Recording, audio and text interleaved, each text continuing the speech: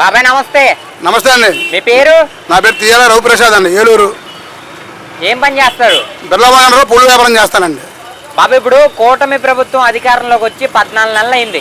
ఎలా అనిపించింది అసలు పరిపాలన? బాగుందా బాగోలేదా? జనం నేను చెప్పడం కాదు కదండి, 100% కూడా కూటమి ప్రభుత్వం బాగుందన్నారు. ఎందుకని బాగుందంటే అన్నా క్యాంటీన్లు పెట్టారు, పేదవాడికి 5 మంది భోజనం పెడుతున్నారు. అలాగే రోడ్లు మరమ్మతులు చేశారు, లైట్లు వేస్తున్నారు.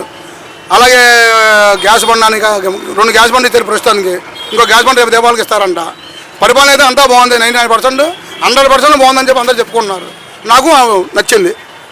అంటే ఇప్పుడు గత 5 సంవత్సరాల పరిపాలన చూశారు, గత 5 సంవత్సరాలకి ఇప్పుడు 14 నెలల పరిపాలనకి డిఫరెన్స్ ఏంటంటారు? గత 5 సంవత్సరాల పరిపాలన ఏంటంటే అండి, చెత్త మన ఇంటికాడ చెత్త పారబోస్తే 150 రూపాయలు కట్టాలి నెలకి. మన ఇంటికాడ చెత్త మనం పారబోస్తుంది. అలాగే రోడ్లు బాగలేదు, లైట్లు లేవు, ఏమండి అరాచకం. మా ముగ్గురు పిల్లలకి ఎంతమంది పిల్లలు అంతమందికి డబ్బులు వేస్తున్నాడు. తల్లికి అమ్మఒడి ఒక మనిషిగా వేసాడు. అలాగే కరోనా వచ్చినప్పుడు టాబ్లెట్లు లేవు, చాలా ట్రీట్మెంట్ లేదు, ఏమీ లేదు. అదంతా ఏంటంటే నోరెత్తి మాట్లాడితే వాళ్ళు అరెస్ట్ చేయడం, కొట్టడం చేయడం సందర్భాలు కూడా చాలా చోట్ల జరిగినాయి. అదేదో అంత అరాచక పరిపెడుతూ అని మాకు అనిపిస్తుందండి. ఇప్పుడు ఎలా ఉందండి లా అండ్ ఆర్డర్ పరిస్థితి? అసలు గతంలో మెరుగు ఇప్పుడు మెరుగు అంటారు. ఇదివరకు ఎవరైనా ఒక కంప్లైంట్ పెడితే మన పళ్ళం కూడా కొట్టడానికి మా వెళ్ళారనుకోండి, అవతల కూడా వైసీపీ అయితే కంప్లైంట్ పెట్టుకొని మూసి చేసేవారు. ఈరోజు అలా లేదు. మొత్తం చంద్రబాబు గారు ఎప్పుడు అయినా సరే ఫుల్ లా అండ్ ఆర్డర్ మొత్తం పోలీసుల చేతిలో పెడతాడు. ఎక్కడ ఎలాంటి అరాచకం జరగకూడదు, లా అండ్ ఆర్డర్ ఇబ్బంది కలగకూడదు, ఎలాంటి కిడ్నాప్లు కానీ అల్లర్లు కానీ జరగకూడదు, లా అండ్ ఆర్డర్ ఎప్పుడు కూడా పర్ఫెక్ట్గా ఉండాలని చెప్పి ఎప్పుడు కూడా పోలీసులకి ఎక్కువ పడుతారు చంద్రబాబు నాయుడు గారు. ఎందుకంటే 96 కానీ ఆయన పరిపాలన చూస్తున్నాను, ఎప్పుడు కూడా లా అండ్ ఆర్డర్ కంట్రోల్లో ఉంటుంది ఆయన వస్తే, చంద్రబాబు నాయుడు గారి పరిపాలన వస్తే. నారా లోకేష్ గారు పరిపాలన పనితీరు ఎలా ఉంది అసలు? ఆయన నారా లోకేష్ గారు వయసులో చిన్నవాడైనా అతని చేతి పేరు నమస్కారం పెట్టాలండి. ఏ విద్యాశాఖ మంత్రి కూడా అలా చేయలేదు ఈ రోజు వరకు కూడా నాకు తెలిసిన తర్వాత. అలాగే పెద్దవాళ్ళు మొన్నైతే మీటింగ్లో చూశానండి, ఒక ఆడమ్మ వచ్చి నమస్కారం పెడుతుంటే ఈయనే ముందు లేచిపోయి పాదాబంధం చేస్తున్నాడు. ఆమె ఎస్టీ ఏం కులమని తెలియకుండా పేదలు చూసేత గారు వెళ్తే గబగబ లేచిపోయి ఆమె పాదాబంధం చేస్తున్నాడు. అలాగే ఊరేగులు ఎక్కడో ఊరేగులు వస్తుంటే ఒక మహిళ పువ్వులు తీసి ఆయన మేజ్ వెళ్తుంటే ఆమె దగ్గర పువ్వులు లాక్కొని ఆమె పాదాలకు వేసి, అంటే ప్రతి ఆడపిల్లని కూడా తల్లితో సమానంగా చూసే అంత సంస్కారం లోకేష్ గారిది. అంటే ఆయన మనమిత్ర అని వాట్సాప్ గవర్నెన్స్ ప్రవేశపెట్టారు కదా, అసలు ఎలా అనిపించింది ఆ వాట్సాప్ గవర్నెన్స్? లేదండి, చాలా బాగుందండి, చాలా బాగుంది. ఆయన చదువు కంటే సంస్కారవంతుడు లోకేష్ గారు, చాలా సంస్కారవంతుడు. అతను ఆడవాళ్ళని అలా గౌరవించారు. బాబా, ఇప్పుడు అకాలంగా కురిసిన వర్షాలకు అమరావతి రాజధాని మునిగిపోయింది అంటున్నారు. నిజంగా అమరావతి రాజధాని మునిగిపోయింది అంటారా? నేను చంద్రబాబు నాయుడు గారు తీసుకుని ఏ నిర్ణయం సరే ప్రజలకు ఉపయోగపడేది స్థిరస్థాయిగా నిలిచిపోయి తీసుకుంటాడు ఆయన. అదే మునిగిపోయినట్టు ఆయన తీసుకుంటాడు. అమరావతి మునిగిపోయాలని చెప్పి గత ప్రభుత్వం ఏం చేసిందంటే సముద్రం మన కృష్ణానదిలో ఏమో బరువుతో ఇసుకతో వాటర్లు పెట్టడం, లాకులు ఎత్తకుండా పక్కన అన్నీ ముంచేయడం, అలాగే చాలా గ్రామాలు మునిగిపోవడం, చాలా విధ్వంసర పరిపాలన చేసి వాళ్ళు మునిగిపోతే ప్రచారం చేశారు తప్ప అమరావతి అనేది ఒక చరిత్ర. అమరావతి అనేది ఒక పుణ్యక్షేత్రం తప్ప అక్కడ రాజధాని నిర్మాణం కరెక్ట్. ఇలా వర్షాలకి అకాల వర్షాలు దేనికి అది మొలగదు, అంతా బాగుంటుంది, మంచి రాజధాని నిర్మాణం అవుతుంది. అసలు గతంలో జగన్మోహన్ రెడ్డి 3 రాజధానులన్న వ్యాఖ్యను ఎందుకు తీసుకొచ్చాడు అంటారు? అతను రాజకీయాలకు వచ్చిందే డబ్బులు సంపాదించుకోవడం కోసం. అదే రాజధాని ఒక రాజధాని అనుకోండి, దానికి పనులు చేయించాలి, గృహాలు కట్టించాలి, విమానాశ్రయాలు అన్నీ కట్టించాలి.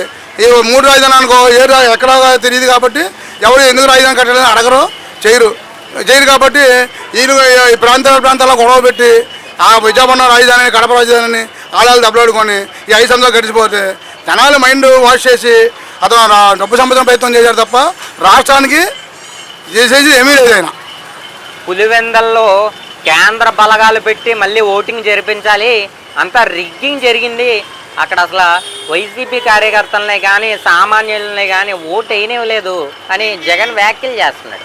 అతను 2004లోనే సీఎం అయ్యాడు. 2004లో సీఎం అయ్యాడు. 2000 అయినప్పుడు కనీసం ఎంపీటీసీ ఎలక్షన్ ఉన్న నామినేషన్ కూడా వేయించాడు కాదు. అలాగే రాయలసీమలో కానీ ఆంధ్ర రాష్ట్రంలో మొత్తం అంతా కలిపి 163 మంది కార్యకర్తలను కానీ నాయకులు కానీ చంపించిన ఘనత వైఎస్ రాజశేఖర రెడ్డి గారిది. ఆ ఫ్యాక్షన్ రాజకీయం అంతా ఆ రాజశేఖర రెడ్డి గారు కొడుకుది జగన్మోహన్ రెడ్డి తప్ప ఇలాంటి ఫ్యాక్షన్ రాజకీయాలు చంద్రబాబు నాయుడు తెలియవు. ప్రజాస్వామ్యం ఏ రోజు కూడా మచ్చ వచ్చే పనులు చంద్రబాబు నాయుడు చేయడు.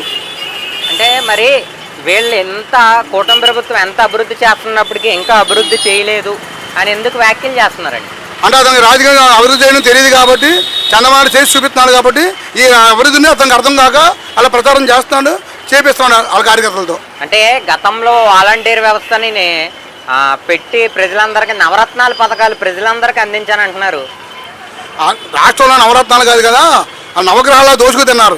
ఏ వైసీపీ ప్రభుత్వంలో ఏ మంత్రి నీతిమంతుడు, ఏ ఎమ్మెల్యే నీతిమంతుడు చెప్పమనండి. బలమైన వంశీ నీతిమంతుడా, ఆ గుడివాడ నాని నీతిమంతుడా, ఏమన్నా అమ్మడు రామం నీతిమంతుడా, బొత్స సత్యనారాయణ నీతిమంతుడా? ఎవరు నీతిమంతుడు? ఎవరి మీద కేసుల్లో ఎవరు నేరం చేయలేదు. అతను చేసేయని నవరత్నాలుగా నవగ్రహాలుగా ఉండి ఈ రాష్ట్ర సంపద అంతా మొత్తం దోచుకున్నారు. నవరత్నాలు వాలంటీర్లు కూడా ఏంటంటే అమాయకులను చేసి చదువుకున్న పిల్లల్ని తీసుకొచ్చి వాళ్ళని వాడుకొని వాళ్ళ ద్వారా కొన్ని లబ్ధి పార్టీ పొందింది తప్ప వాలంటీర్ కూడా ఎవరు లబ్ధి ఏం పొందల.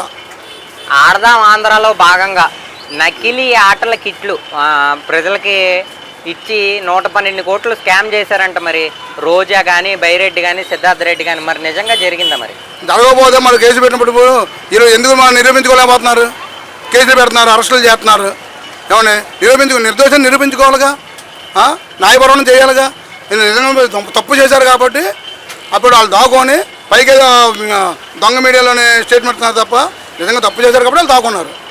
అంటే అసలు ఆంధ్ర రాష్ట్రం అభివృద్ధి బాటలో నడుస్తుంటే ఎందుకు వైసీపీ వారికి నచ్చట్లేదు అంటారు? అంటే వాళ్ళు మాట్లాడడానికి ఏదో అవకాశం లేదు. ఎందుకంటే చంద్రబాబు చెప్పిన పథకాలు సూపర్ సిక్స్ అన్నాడు, ఒక పథకం తప్ప అన్నీ కూడా అమలు చేశాడు. అవి కాక 505 రూపాయలు భోజనం పెడుతున్నాడు, రోడ్లు వేస్తున్నాడు. ఏమన్నా అలాగే పోలవరం ప్రాజెక్టు కడుతున్నాడు, అమరావతి రాజధాని కడుతున్నాడు, రాష్ట్రానికి మేలు చేస్తున్నాడు. చేసినప్పుడు వాళ్ళు మాట్లాడే అవకాశం లేదు కాబట్టి ఏదో మచ్చ చేయగలరు చేస్తున్నారు అంతే. అంటే ఇప్పుడు ఆంధ్ర రాష్ట్రం అప్పుల్లో ఉంది, ఆర్థిక సంక్షోభంలో ఉంది, ఖజానా ఖాళీ అని బాబు గారు అన్నారు. మరి అటువంటి పరిస్థితుల్లో ఉచిత బస్సు పెడతాం అనేది ఎంత కరెక్ట్ అంటారు? తెలుగుదేశం ప్రభుత్వం అంటేనే ఆడవాళ్ళ పక్షపాత ప్రభుత్వం. రామారావు గారు వచ్చి ఆడవాళ్ళ సంబంధం ఇచ్చాడు, ఎన్టీ రామారావు ముఖ్యమంత్రి అయినప్పుడు. చంద్రబాబు వచ్చి పావుల ఒకటి రుణాలు ఇచ్చాడు, డ్వాక్రా ఇచ్చాడు, వచ్చే దీపం పథకం ఇచ్చాడు. ఇప్పుడు దీపం పథకం 2 ఇస్తున్నాడు. అలాగే ఆడపడుచులు ₹1 సంపాదించుకుంటే కుటుంబానికి ఉపయోగపడుతుంది అని చెప్పి అలాగే రేపు వచ్చేటప్పుడు కూడా 500 రూపాయలు ఇంటికి ప్రతి మహిళకు కూడా 500 రూపాయలు వేస్తున్నాడు. అలాగే ఛార్జీలు కూడా చిన్న చిన్న వ్యాపారం చేసుకున్న అందరూ కూడా ఛార్జీలు కూడా ఆ ఊరి నుంచి ఊరు రావడం ఇబ్బంది అవుతుంది కాబట్టి ఉచిత బస్సు చేయడం అనేది న్యాయమే, కరెక్టే. ఆడవాళ్ళ పక్షపాత ప్రభుత్వం తెలుగుదేశం ప్రభుత్వం. అంటే ఉచిత బస్సు వల్ల ఆటో వాళ్ళు నష్టపోయే అవకాశం ఉంది కదండి. ఒక సామాన్యుడు ఆటో నడుపుకుంటేనే తన యొక్క 5గురు కుటుంబాన్ని పోషించుకోగలడు. మరి వాళ్ళ పరిస్థితి ఏంటంటారు? చంద్రబాబు నాయుడు గారి దృష్టికి అది కూడా తీసుకెళ్లారు. ఆటో వాళ్ళతో మాట్లాడి వాళ్ళకి తగిన న్యాయం చేస్తున్నారు. పైగా ఇప్పుడు బస్సులో నుంచి వెళ్ళాలంటే ఛార్జీ కూడా వెళ్ళాలంటే పొరుగు నుంచి 15 మంది 20 మంది వస్తారు. ఉచితంగా వెళ్ళినప్పటికల్లా పన్ను వాళ్ళు పనులు లేని కూడా బస్ స్టాండ్కి వస్తారు. ఇప్పుడు ఏలూరు బస్ స్టాండ్ పాత బస్ స్టాండ్కి రోజుకి 20 మంది వచ్చారు. బస్సు ఫ్రీ కాబట్టి 40 మంది వస్తున్నారు. 40 బస్ స్టాండ్ ఉండిపోరుగా. గణేశమ్మ దగ్గరకో, పెద్దొందం దగ్గరకో, బంగారుకోట దగ్గరకో, హాస్పిటల్కో ఆటో మీద వెళ్ళాలి కదా. అంటే అప్పుడు 10 ఆటోలు అవసరం అని ఇప్పుడు 20 ఆటోలు అవసరం అవుతాయి. ఏలూరులో అంటే సిటీ అంత ఇది కాదు, సిటీ బస్సులు లేవు కాబట్టి ఇబ్బంది లేదనుకున్నాం. మరి విజయవాడ లాంటి ప్రాంతంలో సిటీ బస్సులు ఉంటాయి కదా. ఈ విజయవాడ బస్ స్టాండ్ కూడా సిటీ బస్సులు అయితే ఆ జనం ఎక్కువ ఉంటారు కాబట్టి అందరూ బస్సులు వెళ్ళారుగా. చాలామంది బస్సులు పడవు, వాళ్ళు వచ్చేయడం బస్సు ఉండదు, తొందరగా పని చేయించుకోవాలి. అప్పుడు ఆటో ఎక్కే వెళ్తారు కదా. విజయవాడ కొండ మీద కానీ ఏ బస్సు వెళ్తుంది? ఆటో మీదకి వెళ్ళాల్సిందిగా మనం. అంటే ఆటో వాళ్ళకి ఎంచపరచడం కాదు కానీ వాళ్ళకి తగిన న్యాయం చేస్తారని చెప్పి చంద్రబాబు మాట ఇచ్చారు, న్యాయం చేస్తారు. ఆటో వాళ్ళు కూడా బాగుండాలి. బాబా గారు ఫైనల్గా కూటమి ప్రభుత్వానికి 100కి ఎన్ని మార్కులు ఇస్తారు? కూటమి ప్రభుత్వం ఈ రోజు వరకు 100కి 100 మార్కులు వేయడం తప్పులేదండి. ఎందుకంటే ఆ చెప్పిన మాటలన్నీ చేశారు, చెప్పని కూడా చేశారు. పోలవరం చెప్పలా చేశారు, అన్న గంటలు పెట్టారు. ఆ ముసలికి ఏమో 3,000 రూపాయలు ఇస్తే పెన్షన్ 4,000 చేశారు. వికలాంగులకు 6,000 చేశారు. మంచంలో పడి ఉన్న వాళ్ళు 15,000 చేశారు. అని ఒక పెద్ద కొడుకులాగా కుటుంబాన్ని ఆదుకునే పరిస్థితి చేసినప్పుడు మరి 100 మార్కులు వేయాల్సిందేగా. అంటే P4 కార్యక్రమం భాగంగా చంద్రబాబు గారు నూతనంగా మొన్న తన యొక్క సొంత నియోజకవర్గంలో 250 కుటుంబాలని దత్తత తీసుకోవడం జరిగింది. ఎలా అనిపించింది అప్పుడు? చంద్రబాబు నాయుడు గారికి చాలా ఓపిక ఎక్కువ అండి. ఎందుకంటే బంగారు కుటుంబం అని చెప్పి అడవుల్లోకి, ఎడారుల్లోకి, తోటల్లోకి, సముద్రం గోదావరి గట్టుల్లోకి ఒక్కడే వెళ్ళి ఆ కుటుంబాన్ని జారదీసి వాళ్ళతో మాట్లాడి అక్కడ నాయకులకి దత్తత ఇచ్చి వాళ్ళకి కావాలని చదువుకోవాలని చూసి ఇంత అవసరానికి ఏంటంటే ప్రజలు బాగుండాలి, పార్టీ పక్కన పెట్టండి, ప్రజలందరూ బాగుండాలి. నేను ప్రజలకు ఏదో చేయాలని తప్పని తప్ప ఆయనకి దీనివల్ల ఉపయోగం ఉందండి.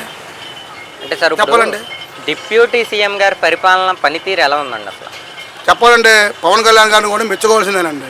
ఎందుకంటే ఆయన జైల్లో ఉండేటప్పుడు నేనున్నానని నీకు తోడని చెప్పి వచ్చి పార్టీలో జాయిన్ అయ్యి డిప్యూటీ సీఎం అయిన తర్వాత కూడా ఎంత వివాదం కూడా లేకుండా ఎక్కడెక్కడ చక్కగా పరిపాలన చేసుకుంటూ చంద్రబాబు అన్నాదమ్ముళ్ళలాగా చక్కగా పరిపాలన చేసుకుంటూ వీరిద్దరూ మా నరేంద్ర మోడీ గారిని కలుపుకొని ఈ రాష్ట్రాన్ని ఇంకా ఇంకా ముందుకు తీసుకెళ్తారని మేము చాలా ఆశపడుతున్నాం. అంటే పరిపాలనలో వ్యతిరేకత వచ్చింది అంటున్నారు. అంతా ఉంటుంది అంతా అనుకున్న వాళ్ళు ఎవరో వైసీపీ ప్రభుత్వం ఉన్న కార్యకర్త అనుకోవాలి తప్ప సామాన్యం అయితే ఎవరు ఏమో అనుకోవట్లేదు. 100% ప్రభుత్వం బాగుంది. కూటమి ప్రభుత్వం వచ్చే 2-3 ఎలక్షన్లో కూడా గెలిచే అవకాశం ఉందని మేము అనుకుంటున్నాం. ఓకే అన్న, థ్యాంక్ యూ.